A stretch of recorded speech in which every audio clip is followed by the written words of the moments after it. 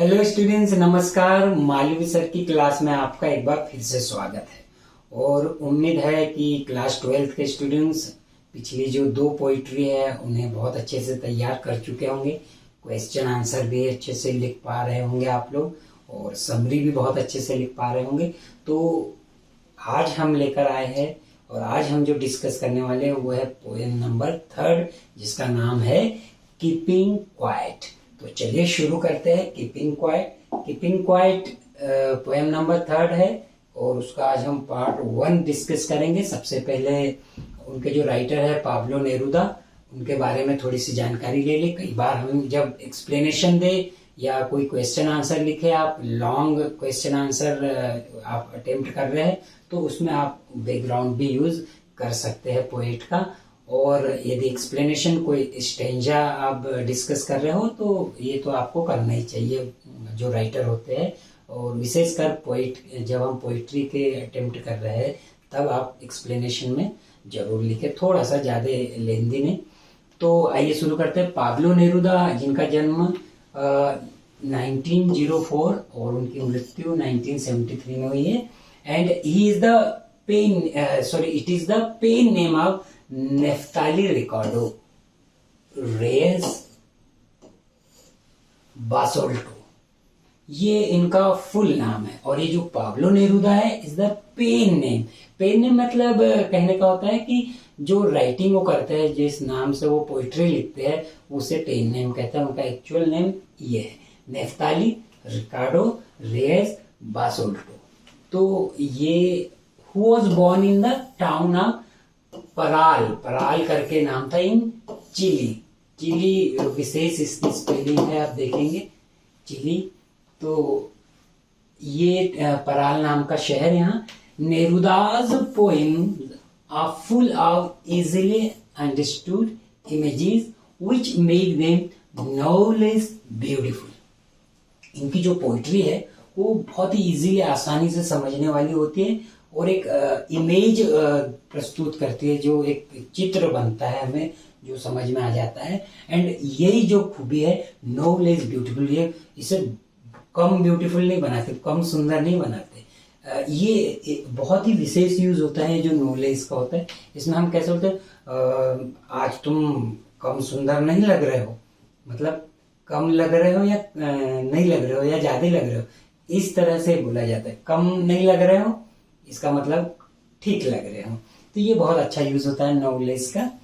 फिर ही won the Nobel prize, और ये इतने फेमस है, देखिए इन्हें नोबेल प्राइज भी मिला इनको फॉर लिटरेचर के लिए।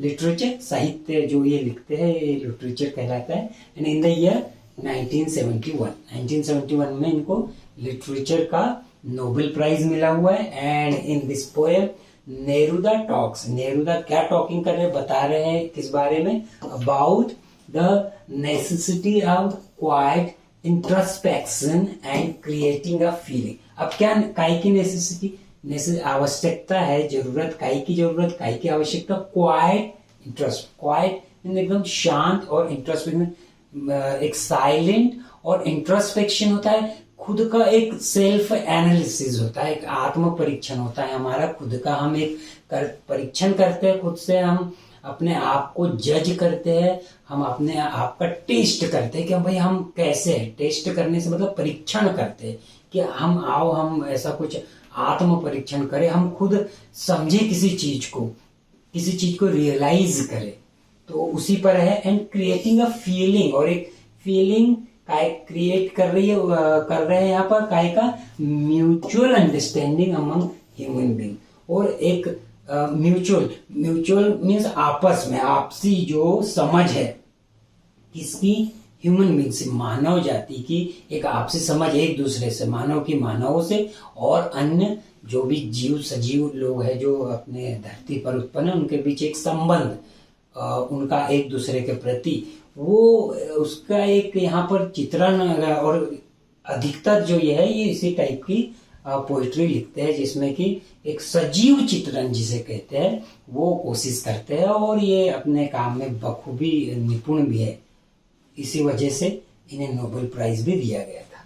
तो आइए हम पोइट्री के माध्यम से समझे जो वो लिखना चाहते हैं। तो कीपिंग क्वाइट का हम स्टेंजा नंबर 1 देख रहे हैं। बिल्कुल आप ध्यान से देखिए। Now we will count to 12 and we will all keep still for once on the face of the earth. Let's not speak in any language, let's stop for 1 second and not move our arms so much. देखिए कितनी बहुत बढ़िया, बहुत शानदार line और बहुत अच्छा मजा आने वाला है। बहुत यानी इसको बहुत ऑब्जर्व किया है इन्हें करीबी से। कोई समस्या है और इस पोइट्री में हम उस समस्या को देखेंगे इनके माध्यम से। तो चलिए क्या बोल रहे हैं जो पोइट है, नाउ विल काउंट टू 12 कि अब हम 12 तक गिनने वाले हैं। नाउ वी विल यानी हम गिनेंगे, काउंट यानी गिनेंगे किसको, 12 तक। 12 से यहाँ पर टाइम से मतलब है। टाइम मतलब वो जब 12 बजते, कोई समय शुरू करने का जब संकेत देते हैं, तो हम पोइट्री में या कहीं भी जो हम अच्छा लेख लिखना चाहते हैं उसमें 12 से मतलब है टाइम से मतलब होता है कि अब समय शुरू होता है, अब दिन शुरू होता है, अब रात शुरू होती है, तो हम वो 12 से करें। And we will all keep still. Still से यहाँ मतलब एकदम साइलेंट, साइलेंट भी बोल सकते हैं और साइलेंस होने वाला है यहाँ पर कि हम सब अब एकदम साइलेंट हो जाए, चारों ओर साइलेंस हो जाए, सब रुक जाए, एक जगह पे स्टे हो जाए। तो कि ऐसा आप समय हम आए या एक ऐसा हमारा समय शुरू कर रहे हैं हम कि मैं आप गिनूंगा 12 बजे तक, यानी यहाँ से एक समय शुरू होगा और इस समय ऐसा कुछ हम करें कि हम कैसे हो जाए, स्टिल हो जाए, शांत हो जाए, रुक जाए, थम जाए जगह पे। एंड फॉर वंस, और एक बार, फॉर वंस, वंस का मतलब होता है एक बार, वंस, ट्वाइस, 3 टाइम्स, 4 टाइम्स, ये भी काउंटिंग के एक नंबर होते हैं। तो एक बार ऑन द फेस, फेस से मतलब है वो चेहरे, वो सभी लोग, कहाँ, ऑफ द अर्थ, अर्थ के सभी लोग, सभी लोगों के लिए यहाँ पर बात हो रही कि धरती पे जितने लोग हैं ये सब कम से कम एक बार रिक्वेस्ट कर रहे पोएट, क्या हो जाए, ठहर जाए, रुक जाए अपनी जगह पे, कुछ ना करे। अरे भाई जल्दी तो सबको है, रोज ये काम वो काम, morning to evening, late night, early morning, सब बहुत लगे हुए हैं। तो क्या बोल रहे कि एक बार धरती के सभी मानव एक बार ठहर जाओ, स्टिल, समय मैं शुरू कर रहा हूं 12 बजे से, इस टाइम से सब एक निश्चित टाइम पे। कब यहाँ करें कि तो काउंटिंग से मतलब यहाँ जैसे हम कोई शुरू करते हैं, कोई गेम, बच्चों का गेम भी होता है ना, 1 2 3 4 और बोले 10 तक और फिर स्टार्ट, या फिर जो रनिंग वगैरह स्टार्ट होती है 1 2 3 स्टार्ट। ऐसे यहाँ पर काउंटिंग कर रहे हैं कि जब 12 मैं तक काउंटिंग करूंगा से मतलब है बाद जब समय होगा एक निश्चित, तो हम उस एक निश्चित समय पे सब ठहर जाए, कुछ ना करे। और सभी को बोल रहे the face of the earth, earth के सारे फेस से मतलब सारे मानव, let's not speak in any language, और यहां तक कि क्या बोले कि हम बोले ही ना, कोई भी भाषा के लोग हो, पूरी दुनिया के कहीं के भी, होल वर्ल्ड के लोग, कोई सी भी भाषा हो, लेट्स स्टॉप फॉर 1 सेकेंड, कम से कम 1 सेकेंड के लिए हम रुके, ठहर जाए, कुछ ना करे, सब शांत हो जाए। ये दुनिया जो पूरी पूरी चल रही है, पूरा कमोशन हशल बशल चारों तरफ है, सब एक साथ ठहर जाए, स्टिल यहाँ पर इसी। And not move our arms, और बिल्कुल भी मूव नहीं करे, इवन आर्म्स, हमारे हाथ जो ये जितने मैं हिलाते रहता हूं, ये आपको बोलते हो, ये भी बिल्कुल ठहर जाए, स्टिल हो जाए, शांत हो जाए, सो मच, पूरी तरह से अच्छे से। तो ये स्टेंजा यही कहता है कि कभी क्या कह रहे हैं इसमें कि सारे लोग ठहर जाओ, कुछ ना करो, ये जो बहुत आप सुबह से शाम तक की जो भाग दौड़ भरी जिंदगी है, इससे छुटकारा ले लो, ठहर जाओ, रुको, देखो, समझो, फील करो, किधर भाग रहे हो, क्या मिलेगा, ये इसके माध्यम से कह रहे हैं। स्टेंजा नंबर 2 में देखें अब, it would be an exotic moment, बहुत ही यूनिक मोमेंट होगा, बहुत ही मजेदार, अजीब, अलग प्रकार का एक अद्भुत क्षण होने वाला moment. It would be an exotic moment without rush, without engines, we would all be together in a sudden strangeness. क्या बोल रहे थे, देखो कितनी अच्छी बात की, to be an exotic moment. और यदि ऐसा हो गया, एक भागदौड़ बड़ी जिंदगी से यदि हम स्टिल हो गए, शांत हो गए, रुक गए, थम गए, ठहर गए, 1 मिनट के लिए भी कोई काम नहीं कर रहे, यहाँ पर कोई भी काम नहीं करने का मतलब है कि हम ये जो बहुत भागदौड़ भरी जिंदगी, इसके थोड़ा सा रिलैक्स ले ले, तो ये क्षण कैसा होने वाला है, मोमेंट कैसे होने वाला है, एग्जॉटिक, बड़ा अद्भुत, मजा देने वाला है। विदाउट रश, कोई भागम भाग नहीं, रश रश भाग रहे, यहाँ से भाग रहे, वहां से भाग रहे, विदाउट इंजीन। इंजीन से यहाँ पर मतलब है कोई भी मशीन वाली चीज है जिसमें लोग व्यस्त है, कोई ये चला रहा, कोई वो चला रहा, मशीन जैसे हो गया है व्यक्ति। यहाँ पर क्या बोल रहा है कि व्यक्ति मशीन जैसा भाग रहा है, तो वो रुक जाए। We would all be together, और यदि ऐसा हो गया तो हम एक साथ ऐसा करें, हम यदि सब एक साथ रुक गए और सब एक साथ हो गए, तो we all be together in a sudden strangeness. और ये यदि ऐसा हो गया तो ये एक प्रकार का अचानक, एक सडन मतलब अचानक एकदम से आया हुआ एक स्ट्रेंजनेस हो जाएगा, विचित्रता हो जाएगा, अजीब विचित्रता हो जाएगी, जो एक साथ आई वाली अचानक आई हुई ही हो जाएगी। तो ये क्या बोल रहे हैं, ये ऐसा यदि हो गया तो ये जो क्षण होगा बड़ा अद्भुत होगा, जहां पर कोई भागम भाग नहीं होंगी, कोई मशीन जैसा काम नहीं कर रहा होगा, हम सब साथ होंगे, और एक कैसी अद्भुत और एक कैसे विचित्र बात होगी, जो एकदम से आई हुई रहेगी, एक साथ आई हुई रहेगी, एक समय पर आई हुई रहेगी। फिर क्या कहता है स्ट्रेंजर नंबर 3, क्या कहता है, फिशमैन वो समुद्र में गए हुए मछुआरे, इन द कोल्ड सी से मतलब वो समुद्र, कौन सा समुद्र सबसे ज्यादा कोल्ड, कहाँ, पोल्स पे, ध्रुवीय क्षेत्रों पे, उधर गए हुए मछली को पकड़ने, वुड नॉट हार्म वेल, कि उनसे भी हम रिक्वेस्ट कर रहे हैं कि वो भी ठहर जाए, वहीं ठहर जाए जहां गए हुए, बीच समुद्र में जहां मछलियां पकड़ने गए, वो भी उस वेल को, जो मछली होती है वेल, यहाँ पर मछलियों के लिए ये वेल सांकेतिक ले लिया कि सारी मछलियां, अब वेल तो पकड़ के लाने से रहे, तो ये सांकेतिक लिया कि वो भी उसे नुकसान ना पहुंचाए, हार्म ना पहुंचाए। And the man gathering salt, और वो लोग, ये तो एक एग्जाम्पल ले रहे यहाँ पर कि सब ठहर जाए, रुक जाए, तो क्या बोल रहे कि वो भी लोग जो मछलियां पकड़ने के लिए समुद्र में गए हैं, और वो जो मछली को पकड़ रहे हैं उसे कोई चोट ना पहुंचाए, कहने का मतलब है सब ठहर जाए, जो अपने कामों में व्यस्त है वो रुक जाए, और गैदरिंग इकट्ठा करने वाले हुए लोग जो सॉल्ट इकट्ठा करते हैं, सॉल्ट नमक की खेती आपने देखी होगी कैसे होती है, बहुत ऐसा मैदान जैसा होता है, लोग लगे होते हैं उसको नमक बनाने में, वो भी खेती होती है नमक की। Would look at his hurt hands, तो यदि ऐसा हो गया तो ये बेचारे जो नमक इकट्ठा कर रहे हैं, इन्हें कितनी चोट पहुंचती हो कि नमक में बहुत उनके हाथ जख्मी हो जाते हैं, तो लुक एट, वो भी देखभाल कर पाएंगे, देख पाएंगे किसकी ओर, अपने हर्ट हैंड्स की ओर, कि उनको भी ये जो भागदौड़ भरी जिंदगी है, हसल पसल वाली जिंदगी, कमोशन पड़ा हुआ है उनके जीवन में, तो उनको भी रेस्ट मिलेगा, वो अपने हाथों की ओर देख पाएंगे, अपने जख्मों की ओर देख पाएंगे, से मतलब खुद को देख पाएंगे, खुद को समझ पाएंगे। काम में इतने व्यस्त है, इतनी भागदौड़ भरी जिंदगी के लोग अपने केयर करना भूल गए, अपना अस्तित्व खो बैठे। कभी कह रहा है भैया रुक जाओ, ठहर जाओ, अपने काम से थोड़ी सी छुट्टी ले लो, अपने ओर देखो, अपने आप को देखो, यही सब कवि बोल रहे हैं। फिर क्या कह रहे देखो, स्ट्रेंजर नंबर 4 में क्या कह रहे कि those who prepare green was, और वो लोग जो ग्रीन वॉज, ग्रीन से यहाँ पर मतलब है एनवायरमेंट, एनवायरमेंट के बारे में बोल रहे हैं यहाँ पर।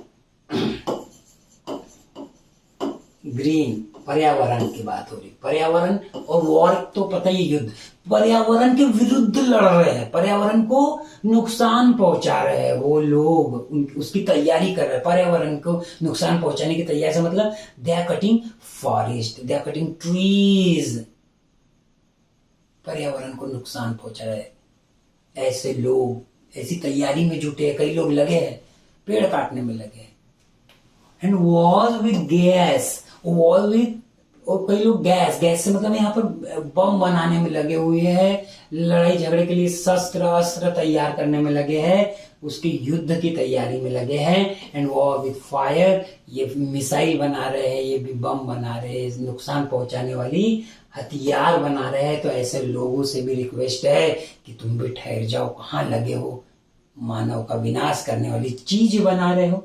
एंड विक्ट्री, और यदि ऐसे बना के तुमने विक्ट्री हासिल कर भी ली विद नो सर्वाइवर, तो क्या किस काम की सर्वाइवर्स, कौन जीवित बचेगा? ये सब करोगे तो युद्ध के लिए ऐसे वेपन्स आप तैयार करोगे और हम 24 घंटे लगे रहोगे, तो बचेगा कौन? मानव जाति। यहाँ पर पूरे विश्व की मानव जाति के लिए यहाँ पर कवि चिंता कर रहा है कि सारे देश लगे हुए हैं लड़ाई झगड़े के लिए, वॉर के लिए, अपने शस्त्र अपनी सेना को मजबूत कर रहे हैं, ये बम बना रहे, वो बम बना रहे, तो मिसाइल बना रहे, तो बचेगा कौन? जिसकी सुरक्षा के लिए बना रहे वो मानव जाति नहीं रहेगी। नो सर्वाइवर्स से मतलब है जीवित कौन बचेगा फिर यदि, और वो विक्ट्री हो भी गई तो किस काम की?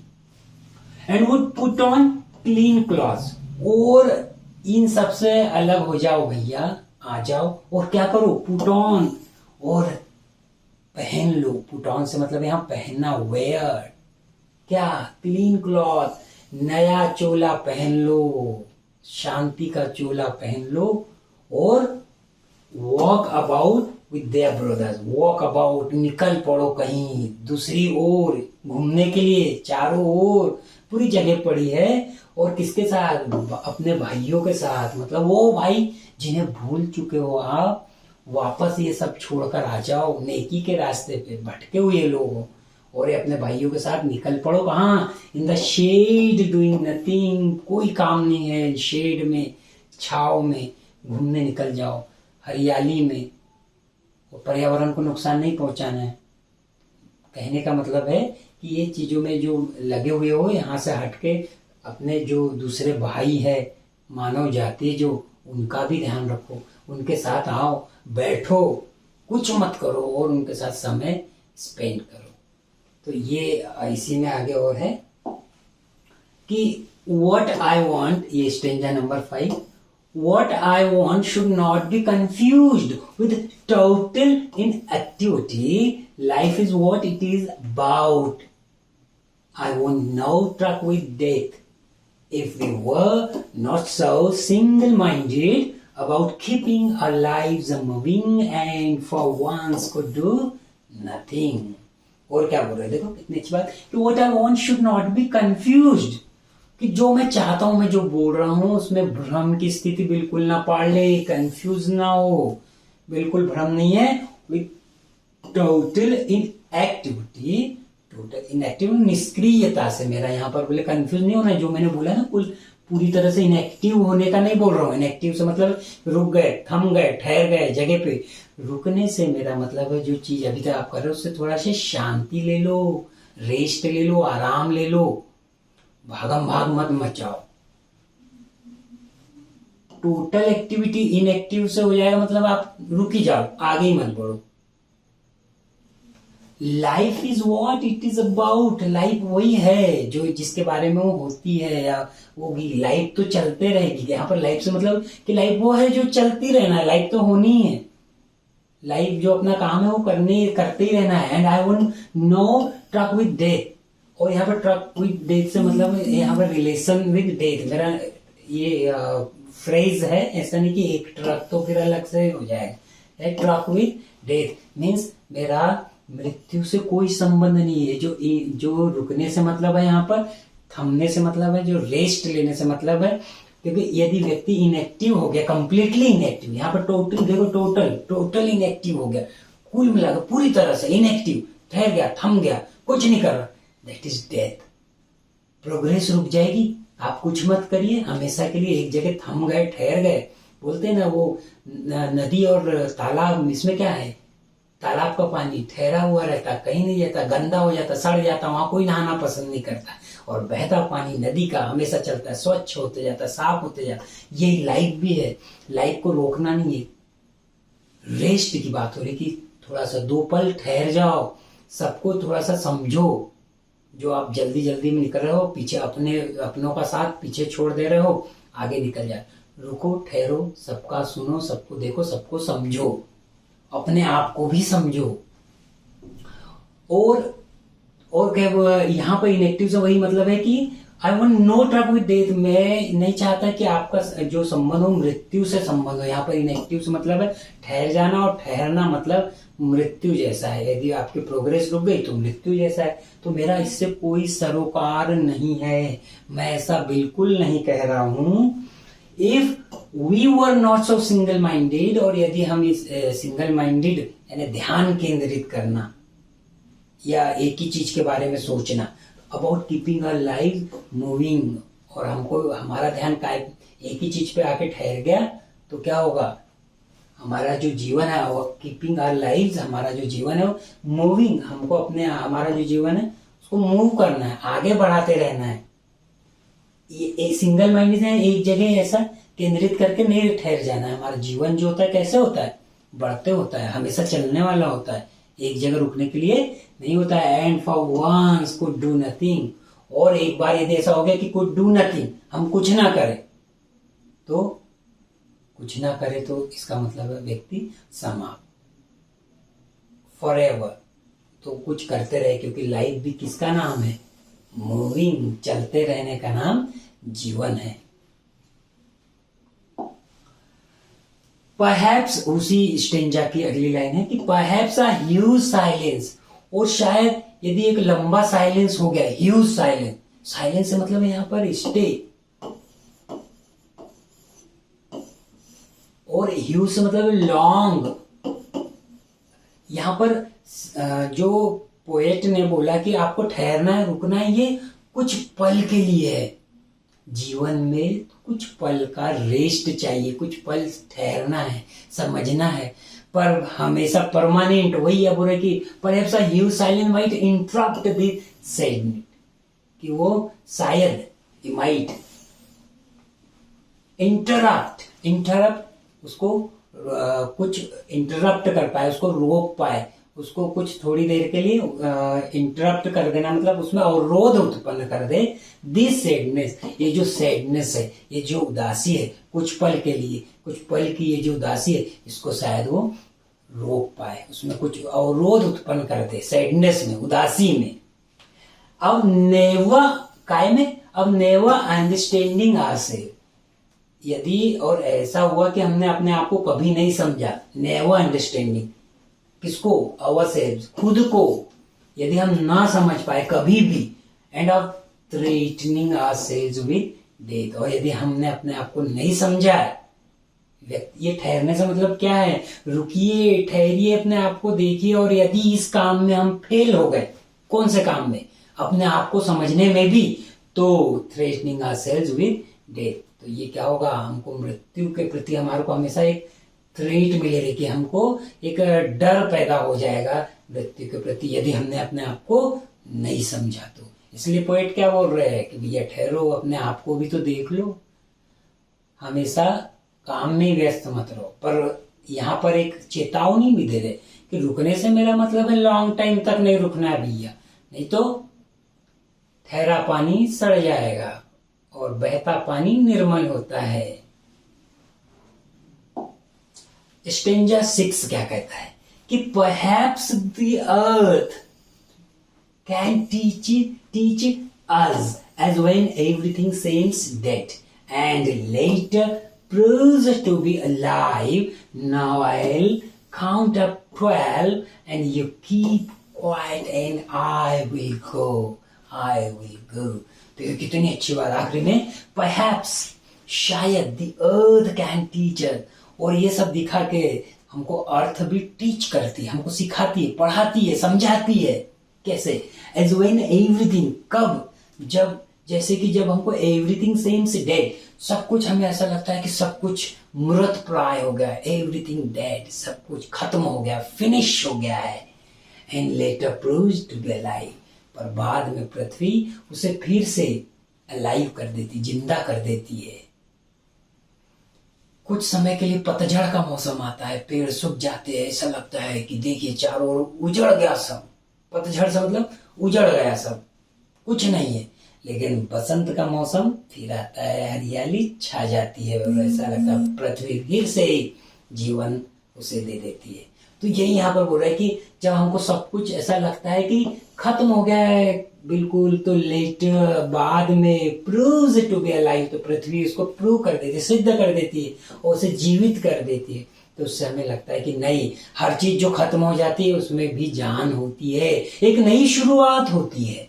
Now I will count up 12, और अब मैं फिर से 12 तक गिनूंगा, and you keep quiet and I will go, और तुम शांत रहना, शांत मन से, और मैं बढ़ जाऊंगा, मैं चला जाऊंगा। मैं चला जाऊंगा, समय की बात है कि मैं तो समय हूँ, कुछ समय के लिए आया था, ठहरा था, और मैंने तुम्हें भी अपने साथ रोका, और मैं अब क्योंकि 12 फिर से बजा रहा हूँ, वो समय जहां से मैंने बोला था स्टॉप करता हूँ, और मैं आप शांति से सोचना, समझना, विचार करना, और मैं तो चला जाऊंगा।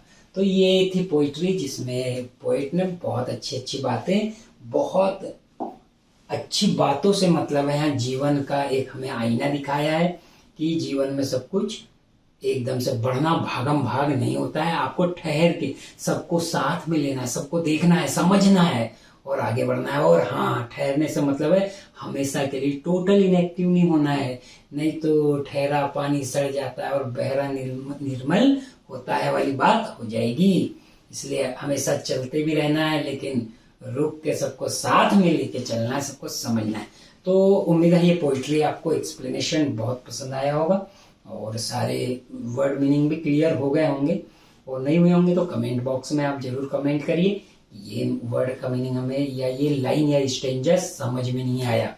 तो नेक्स्ट पार्ट में हम इसकी समरी भी देख लेंगे, क्वेश्चन आंसर भी देख लेंगे। तब तक के लिए गुड बाय।